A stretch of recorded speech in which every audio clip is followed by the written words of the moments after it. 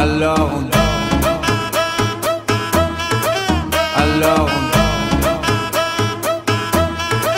Alors Chi dit études dit travail, chi dit taf te dit l'étude. Amici di Miss Topolini, io sono Mr. Rocco e vi accompagno in questi casting dell'edizione 2011. Vi presento subito la nostra aspirante al titolo di Miss Topolini numero 2, che tra l'altro è il mio numero preferito. So che non te ne frega niente, però mi auguro che per te sia un portafortuna, no? Beh, grazie. Allora, presentati, dai, nome, cognome, chi sei, cosa fai?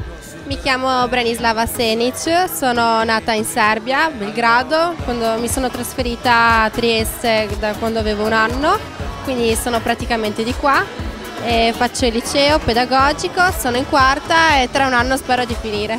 Tra l'altro parli benissimo l'italiano, insomma, quindi bravissima, insomma, come ti trovi? Bene, ti sei ambientata benissimo? Benissimo. Sono contenta anche che ti sei iscritta a Miss Topolini, quindi vuol dire che ci conoscevi, che ritieni questo concorso tutto sommato un'esperienza bella, positiva da fare. Sì, lo ritengo valido, comunque avremo nuove possibilità per andare a lavorare. Allora, senti, io vorrei sapere qualcosina di te, qualcosa di più intima, no? Nel senso, se hai un sogno nel cassetto, cosa ti piacerebbe fare? Beh, sto pensando di iscrivermi a ostetricia e credo che farò quello e basta. Ho capito, bene, bene, bene. Allora, senti, io non posso che augurarti una bellissima avventura qui a Miss Topolini e adesso per te anche l'opportunità di guardare la telecamera e magari dire quello che vuoi o magari salutare qualche amico o qualche amica.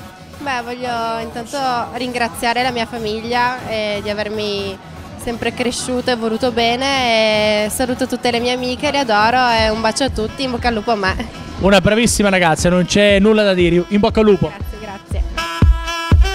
Alors on chante. Et puis seulement quand c'est fini, alors on danse.